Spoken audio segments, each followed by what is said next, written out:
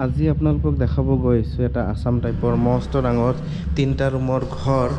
Colour চালাৰ কৰি দিব ৱালত। এইটো গৈ কেনে এনেকৈ হল ৰুম পাব।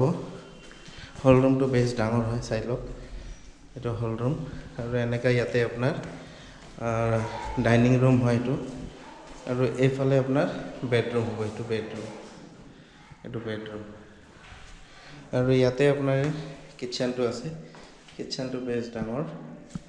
আৰু এইফালে আপোনাৰ বাথৰুম কাম ৱাছৰুম।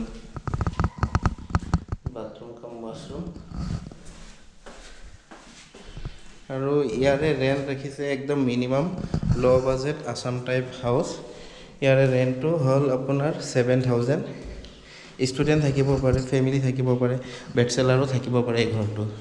ভিডিঅ'টো কমপ্লিট চাই থাকক আৰু মোৰ মোবাইল নম্বৰৰ কাৰণে মোক DM কৰক।